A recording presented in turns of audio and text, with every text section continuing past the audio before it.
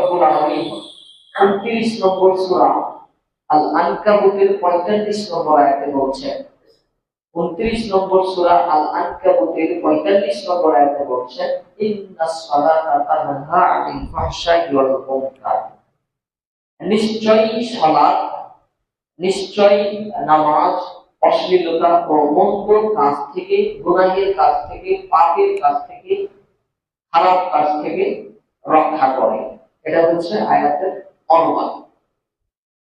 তো দেখেন, এটা হচ্ছে একটু রিপিট আলোচনা, তারপরে আমি কিছু নতুন কথা বলার চেষ্টা করব। এই বর্ণনাটুকু সরাসরি আল্লাহর কথা, যে নিশ্চয়ই সালাত মানুষকে পাপ থেকে রক্ষা করে। আর আমার আলোচনার বিষয় হচ্ছে পাপ থেকে বাঁচার উপায়। তো দেখেন, আমরা তো 5 ওয়াক্ত সালাত আদায় করছি, 5 ওয়াক্ত সালাত আদায় করছি।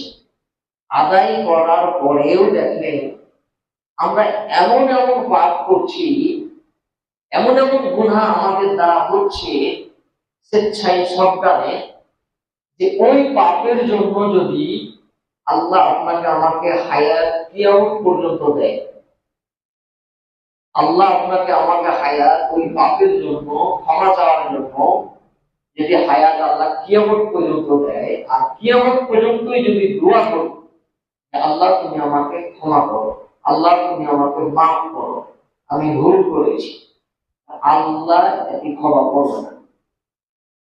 আল্লাহ ক্ষমা করার কোনো এখতিয়ার অধিকার নাই এমন পাপ। আবার কোরআনে প্রমাণ আছে, হাদিসে অসংখ্য প্রমাণ আছে, পৃথিবী যদি পরিপূর্ণ হয়ে যায় পাপে, 7টা পৃথিবী যদি পরিপূর্ণ হয়ে যায়, তা আল্লাহ ক্ষমা করবে। এ ব্যাপারে আয়াত আছে, হাদিস আছে।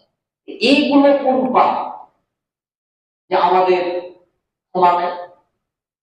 অথচ নামাজ পড়ছি, 5 ওয়াক্ত নামাজ পড়ার পরে ওই পাপ গালায় বেশি করছি, যেই পাপের জন্য ক্ষমা নেই। যেমন দেখেন, কোন পাপ ক্ষমা নেই? ভাইরা আমার, এই পৃথিবীর, এই জগতে আল্লাহ তাআলা রব্বুল আলামিন 2 ধরনের পাপ দিয়েছেন। মানুষ 2 ধরনের পাপ করবে। এই 2 ধরনের পাপের ভিতরেই এক ধরনের পাপ মানুষের যতই করে, কারো হোক, যতই ওলামায়ে কেরাম হোক, মাওলানা হোক, যতই বড় সাহেব হোক, হবে ও ক্ষমা চাইলে আল্লাহ ক্ষমা করবে। আর আরেক ধরনের পাপ রয়েছে, যেই পাপের জন্য কোন রকম ক্ষমা নাই। পাপ হচ্ছে 2 রকম।